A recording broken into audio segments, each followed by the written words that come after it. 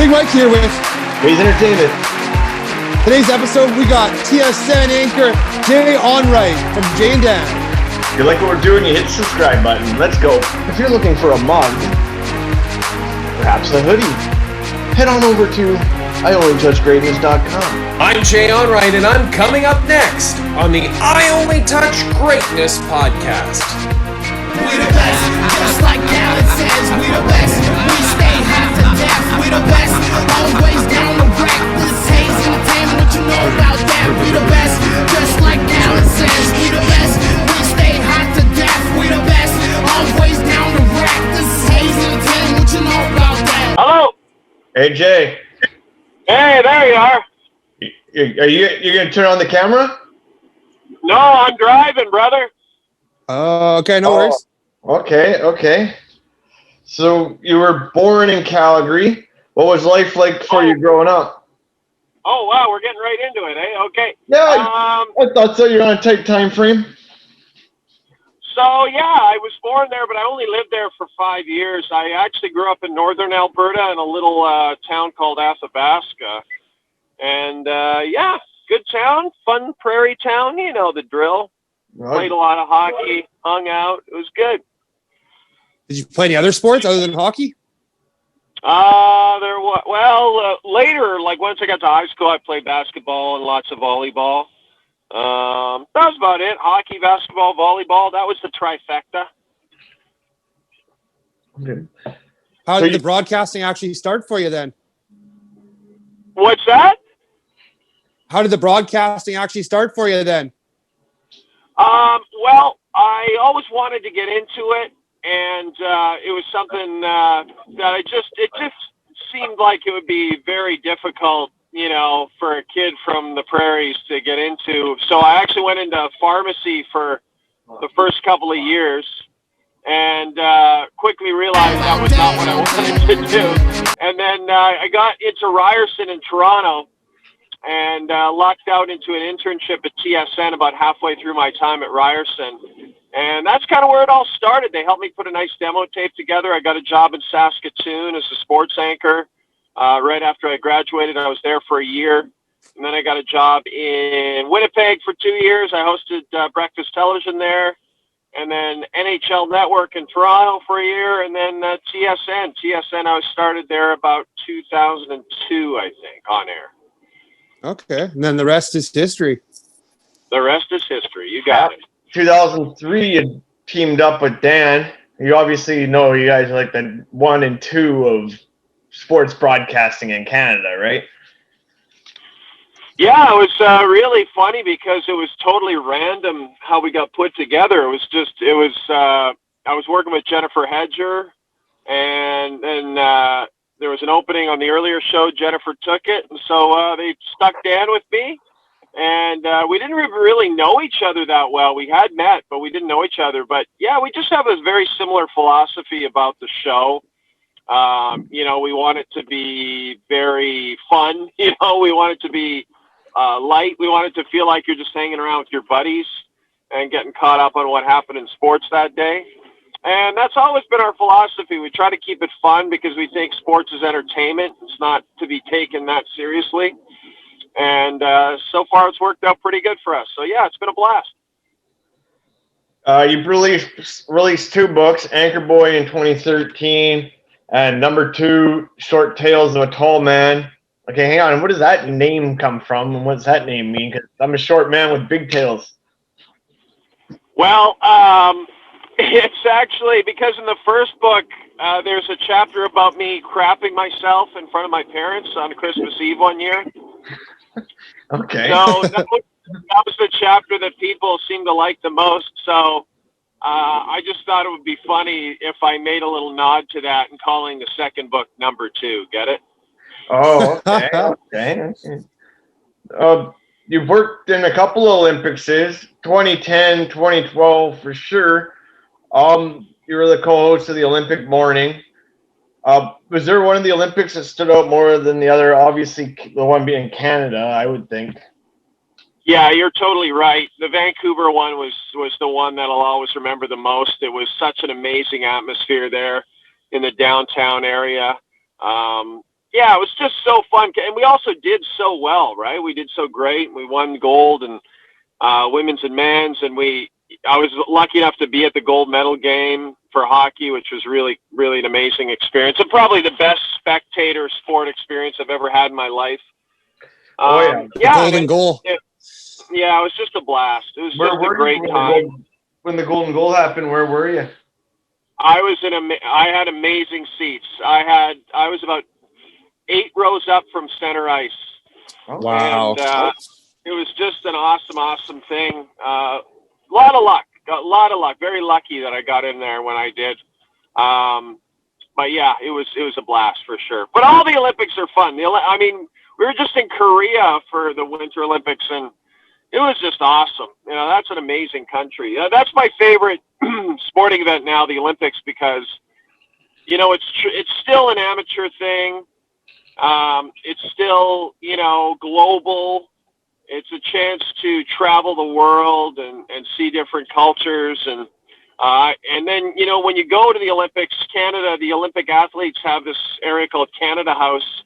Yeah. And it's kind of where you can hang out with their families and stuff. And that's just such an amazing atmosphere, you know, to see the Olympians, you know, fresh off a win, you know, stroll into Canada House and everybody's, you know, giving them a standing ovation.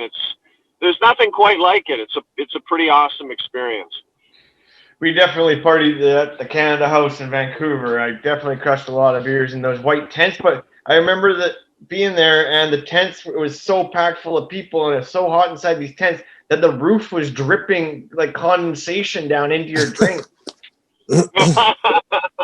Yeah. I don't think they went with the tents after that. That was pretty much the last time they decided to go tents. Oh, I would hope so. The roof was dripping on us the whole way, but it wasn't really dripping. It was condensation just building up. Right. Yeah, that's pretty gross when you think about it. Yeah, it's really gross, especially in the times we live in these days. Who's been your favorite interview and your most awkward interview? I would say my favorite interview was probably Will Ferrell. Maybe Will Ferrell. I interviewed him for Blades of Glory. It was okay. That's a great one. Yeah, it was really fun. He was really, really nice. And I came up with this bit. I wanted him to voice over the opening headlines of SportsCenter that night. And, you know, like sometimes you come up with these bits for guys like that, and they're like, you know, no, forget it, man. Just ask me a couple of questions and get out of here. Because you only have 4 minutes. It was at a press junket, what they call a movie junket. And so you go to a hotel, they book off like a whole floor, and they put all the stars of the movie in different rooms, and you show up and you get 4 minutes in each room with each of these stars, right? And there's cameras set up and it's all ready for you. You just go in, you got your 4 minutes, and that's it. So I had 4 minutes with them, and John Heder, who's also in that movie, was also with them. So he's paired with them. So I was like, oh, great. Because I just wanted to get Will to do something. And anyway, John Heder was really nice about it. He's like, do your thing. And Will saw what I wrote. I wrote like just a few lines on a little piece of paper from the hotel I was staying at. And he looked at it and laughed. And then he just ad-libbed the whole thing in one take. It was just incredible. It was so nice of him to do that. So yeah, it was really cool. And then worst interview, I mean, I haven't had too many bad ones, to be honest with you. But Reggie Jackson, the former Yankee legend, Yankee and Oakland A's legend, we interviewed him once, and I always say that's the worst one, but it actually ended up great. Like at first, I think he just thought we were too goofy, and he didn't know what to make of us. But I think by the end of the interview, he kind of liked us. So that's about as bad as it got for me. Overall, I've never really had anything that's been like too awkward as far as interviews. We've interviewed Cabby Richards, and he used to tell us some good stories on that interview of all these things, how he'd always want to make it awkward. Yeah, that's his thing, you know, but I would prefer to have it go nice and smooth myself. Yeah, absolutely. Yeah, that's for sure. Do you have any pre-show rituals? Yeah. So we used to drink. Energy drinks, and I don't know if you remember. There was an energy drink called Beaver Buzz. Yeah. And, yeah, we used to drink that one for a long time, and then we were drinking NOS for a long time. And there's so much sugar in those drinks that that we were just getting fat. We were packing the pounds on. So when we were in LA, we found a drink called yerba mate. Have you heard of that? Yerba mate? I have, yeah. It's really good. It's essentially like iced tea. It's tea made from highly caffeinated tea leaves from South America, and it's, you can drink it hot or cold. We drink it cold, and I have a can of it during every show now. It just gives me a little pep in my step for the nighttime shows. So that's kind of the only ritual. But we always have to have a can of that, because if we don't have a can of that, there's a pretty good chance that we will not have a great show. What's your favorite sports franchise? Well, I grew up in northern Alberta, so I was lucky enough to grow up in the 80s when the Oilers were winning cups. It was a pretty awesome time to live there. So that's probably the nearest and dearest franchise to my heart. I'm a huge Seattle Seahawks fan. Yeah. From 3 decades ago. We're talking the Steve Largent days when I was a little kid. When I was living in northern Alberta, growing up, we got Seattle American channels. So back then, you didn't get all the games; you just got the game. Yeah. You got the games of whatever team your American channel was on. So I got lucky though, because when we first got cable up in my town, they started off with the Seattle channel, so we'd see Seahawks games. So I became a Seahawks fan. And then soon after, they switched to Detroit American channel. So I could have been a Lions fan, which had been extremely depressing. It was depressing enough being a Seattle fan until Hasselbeck and Wilson showed up was depressing enough. I can't imagine having to cheer for the Lions all this time. I apologize to either of you guys. If you're a Lions fan, I apologize. Nope. That's as bad as me. I'm a Bengals fan, so I feel the pain. Oh, God. Oh, yeah. That's rough, man. He feels the pain of that broken leg 2 weeks ago. I'm a Seahawks fan and a many game goer, season ticket kind of a holder. Oh, nice. Yeah. That's awesome. And I also was the same way, though. I came over about the Hasselbeck, definitely Russell Wilson. I grew up a 49ers fan, and it wasn't until I started getting money and affording to go to these games that I would always go see the 49ers game, and then I turned into a Seahawks fan. Yeah, I mean, if you're in Vancouver or the BC period, it makes sense. I like I said, I'm just glad I didn't have to suffer through 3 decades of Detroit Lions football, because that would have been really rough. But you did have Barry Sanders. Well, they did, yeah, but that was about it. And then they had Barry Sanders, they had Megatron, but I mean, those guys both retired early. It goes to show you they wanted to get the hell out of there. Yeah.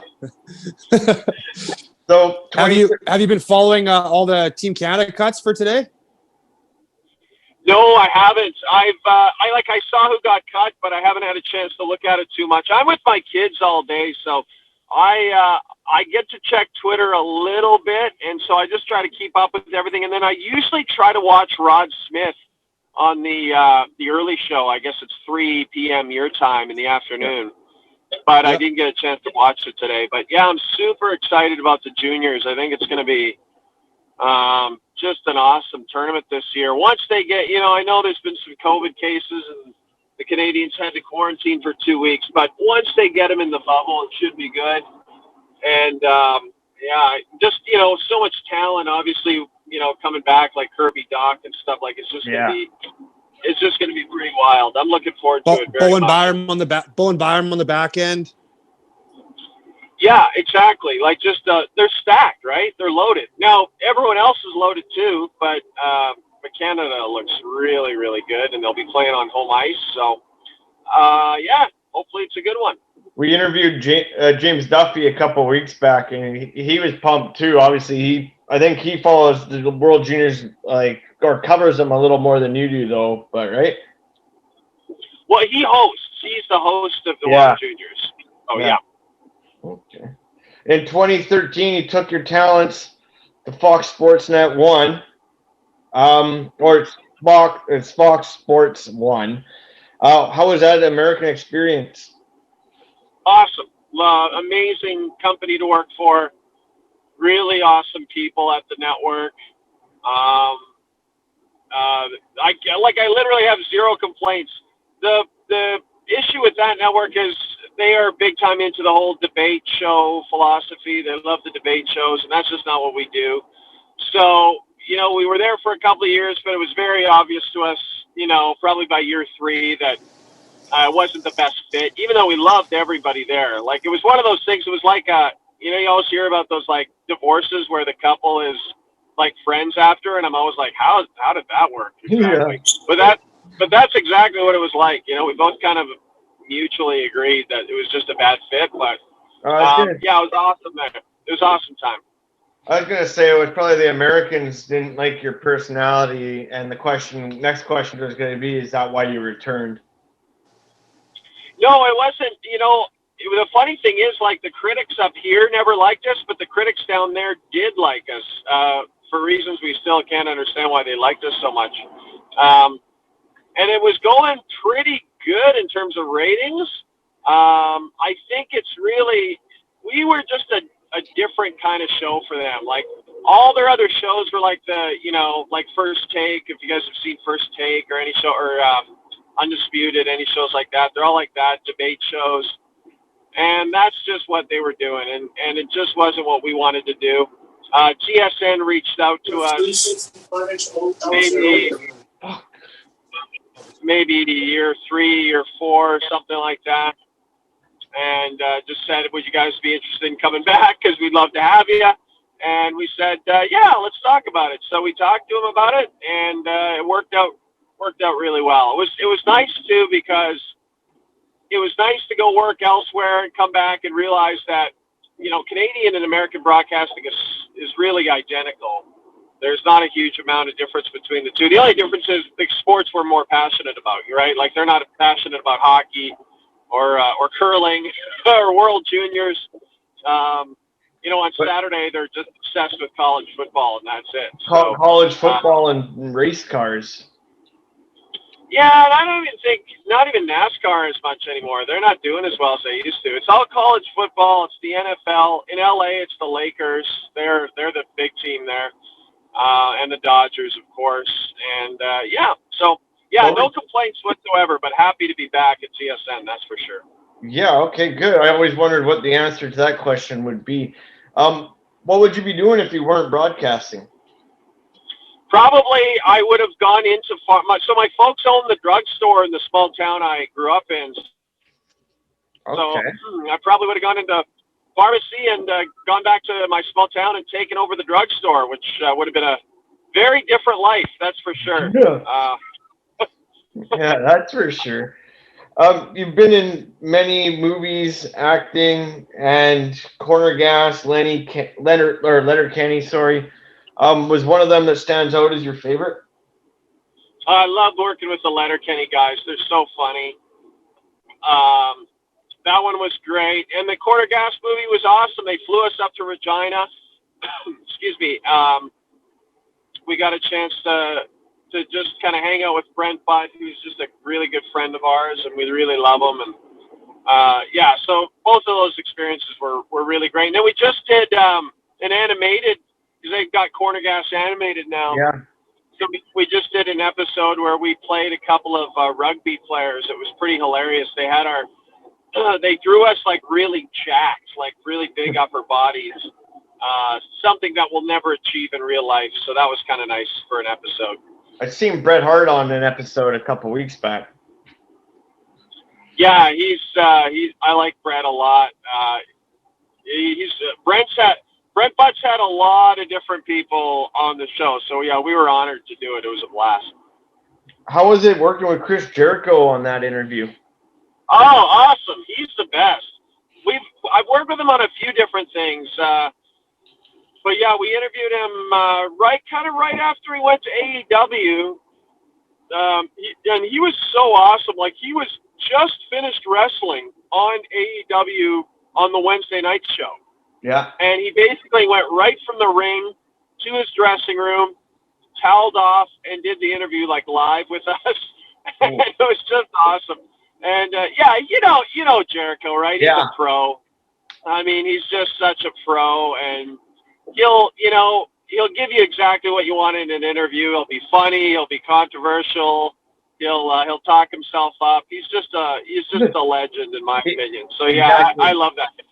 He's been cutting promos his whole life, so it's easy for him to do him. Yeah. Doing an interview with us is like easy for him. Oh yeah, I'm a big fan of Chris Jericho. We've been chasing, trying to get a hold of him to get an interview out of him. Do you have a favorite holiday movie?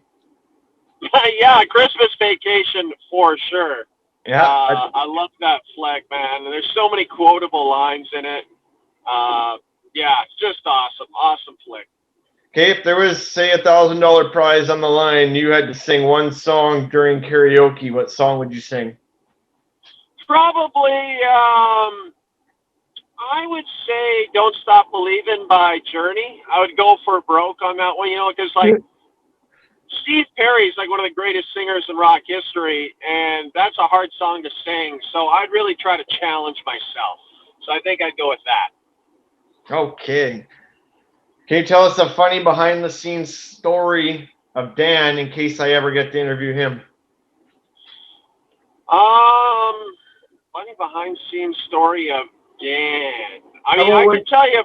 I can tell you one of me. I don't know too many of Dan. I'll tell you one of me. We were doing the show. We do the show at night, and we were doing the show once, and the New York Rangers were off that day, and we were doing highlights for the New York Knicks. And at one point in the highlights, we pointed out that Merrick Malik, the former New York Rangers defenseman, Merrick Malik, was at the game courtside with his son, and his son had red hair. So for some reason, like an idiot, I just blurred out, "There's Merrick Malik and his redheaded stepchild." And I don't know why I said it. No, it's so stupid. But anyway, this is the thing. I could have fixed it, because what we used to do before we did our You Blew It segment, where we just tell you all the things we screwed up, we used to go back and fix everything. Like, if we messed things up, we'd go back and fix it so it would be fixed for the morning, right? Because the show loops over and over in the morning, right? Yeah. So at the end of the show, our producer Tim is like, "Hey, I think we should go back and fix that. Like, you shouldn't say that about his kid." And I was like, "Yeah, I know, but you know what? He's never going to see it. Like, whatever, let's just go home." It was late. I was cranky, whatever. So I get up the next morning, and Pierre Maguire has texted me. And at the time, Pierre was working for us. And Pierre just says, "Did you say something about Merrick Malik's kid on the show last night?" And I was like half asleep. Like, he literally woke me up. I was like, I guess. He said, "Yeah. So I don't know if you know this, but pretty much every NHL team in the States brings your show into their dressing room after morning skate so they can watch the hockey highlights." And the Rangers do the same thing. So he saw that, and he says he wants to kill you. And I was like, "Oh, for fuck's sakes. All right." And so now I'm thinking, like, I'm dead. Like, he's going to find me. He's going to track me down. But then Pierre, thank God Pierre talked to him, because he knew him a little bit, and he talked him down and told him I was a good guy and it was just a mistake. And so far, Merrick Malik has never tracked me down and killed me for that. So I still, like, walk down the street looking over my shoulder all the time just in case it happens. Yeah, that's true. Of course, and of course, so good. Of course, out in Vancouver, we know who he is. He played out here. Yeah, no, he is a good player, and I felt bad about it. I tried to apologize, but he was having nothing of it. So that's funny. We're actually going to interview Pierre Maguire's son coming up here one of these days. Oh, cool. Oh, nice. Trying to work our way to Pierre Maguire. Obviously, this Canada division. We got 4 minutes here. The Canada division. Who's going to win it in the NHL? Yeah, it's tough. I mean, I thought the Canucks were so good in in the bubble in the playoffs, and I thought they were going to take a big next step, and they still might. But obviously they lost some talent, and so it's going to be we'll see how it goes. But if I'm a betting man, I still think Toronto, Calgary, and Edmonton are the teams to beat. I know Montreal really added a lot of talent and probably had the most changes in the off season. But I will say, and we were talking about this on the show last night, and Mark Giordano said it, you can kind of look at all 7 teams with the exception of Ottawa, of course. Yeah. But you can kind of look at all the other 6 teams, and, I know Winnipeg isn't as strong as they used to be, but it wouldn't surprise me if they all of a sudden have a great year. They got a lot of talent, right? Like, their forward group is as good as anybody. Their goaltender's the best in the world. So, you just never know, right? Like, the analogy I always use is the St. Louis Blues when they won the Cup. Like, they were in last place in January, and then their 4th string goaltender gets hot, and they win the Cup. Like, it's almost like it's almost like in this day and age in the NHL, like, predictions are kind of useless because with injuries and with everything that could potentially happen, like, who could have ever predicted a 4th string goaltender would get that hot? And, after all the years of the Blues trying to figure out their goaltending situation, right? Like, it just falls on their lap like that. So, yeah, I know that's not a totally solid answer, but I honestly think it's anyone's division. Again, all due respect to Ottawa. Don't think Ottawa's going to get her. Jay, I just want to thank you for taking the time today to coming on and shooting the shit with us. Maybe we get a chance to do this again. This has been great. You're a legend in Canada, and I want to wish you a Merry Christmas. Merry Christmas to you guys, too. I really enjoyed it. Thanks for getting me in on time. I just showed up to work, so Perfect. thanks again, fellas.